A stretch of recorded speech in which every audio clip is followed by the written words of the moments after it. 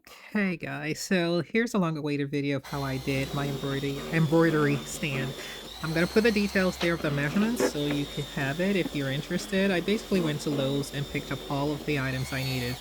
For the stand or the piece that goes in between the two flat layers, those I already had at home. The nails I had at home, the sander I had at home already, and the screwdriver, or the power screwdriver, which you'll see later on, I already had at home. So here I am basically just sanding this down because it was a little rough on the edges, and I wanted to make sure that this wasn't something that was going to hurt me as over time. Also, for the caps, the black caps you saw earlier there, basically those I already had at home from another piece of furniture that I bought and it fell off, so I figured I'll use it here. Now, all I'm doing here is just measuring where I wanted to put the stand in between so that it would be able, it'll give me the space or the rise I needed. So basically, I'm just measuring from one end to another. For me, I used 10 inches from the edge from one side to the other, and I basically knew exactly where I wanted to put things because I went upstairs or I came up. I'm doing this in my basement. I came up to see how my machine would fit, and then I just took all the measurements I needed. For placement of the stand, I was just trying to wing it. That's all I'll say because like I said, I already had those two pieces of plywood at home, so for me, it didn't make any sense for me to actually go out and buy a new stand. Now, for this screwdriver here, if you've bought it, God bless you, but it did absolutely nothing for me. It has no power, did absolutely nothing. I have another video in a few days that I'm going to post. I paid for this with my own money, so I don't feel like I owe anybody anything. I thought this would be a good idea since I do a lot of handy things around the house, but that screwdriver didn't do anything. So here I am with my power screwdriver.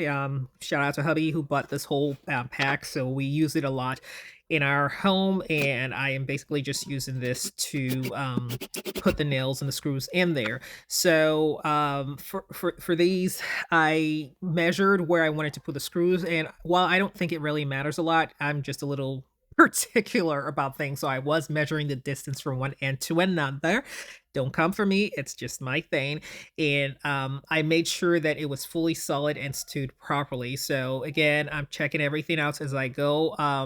And for nails, like I forget what these nails are called, but they're the ones that have like the grooves in the middle or in between. So it's not just a straight up nail that you would use to hang pictures. These ones are actually the nails that will stay. So you're going to need something solid like that, not just regular nails. Again, this was maybe at most, it took me maybe 20 minutes at most. So I'm not going to say it took a long time. Now, the other thing I will mention is if you go to Lowe's, which is where I got my the wood from, when you go to Lowe's, they will cut it down for you. So you do need the measurements, and you just take your measurements over to them and then let them know exactly what it is you need, and then they will cut it down just to the size you want them to cut it down to.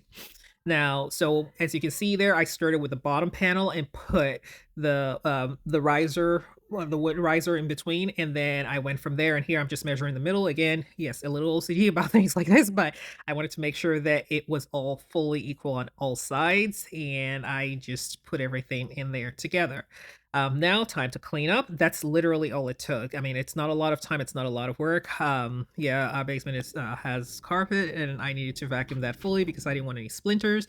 And now to the test to see how this is going to look. Gotta first clear that area up first and then see how it fits. As you can see, one of the caps fell off, which is probably the same issue I had when it was on my another table in my home. So those caps don't really stay, but for the area I needed to stay, it's staying just fine. The great thing about this riser is that it also gives you space underneath. So all the things that I used to have sitting on top of my table there, it basically it all fits underneath, so I can put my scissors, I can put my needles, I can put a few other things, and I made it wide long enough so that I could also put my thread stand, because I do use the larger spools a lot more than I use the smaller spools. But this is my setup. That's my finished setup. I love the way it looks. I love the fact that I can do so much more with it. Having that riser, I used to always panic about doing sweatshirts, but this is a great thing to have. And as you can see here, it also gives me the option to do a bag, a canvas bag, canvas tote. So I don't really need anything else. And I know sometimes people are like, oh, you don't really need this, but yes, I absolutely do, because if not, even if I wasn't using it for the riser, I would use it for the storage because it gives me extra space underneath. So if you haven't already made one, I hope you do make one. Thanks for watching.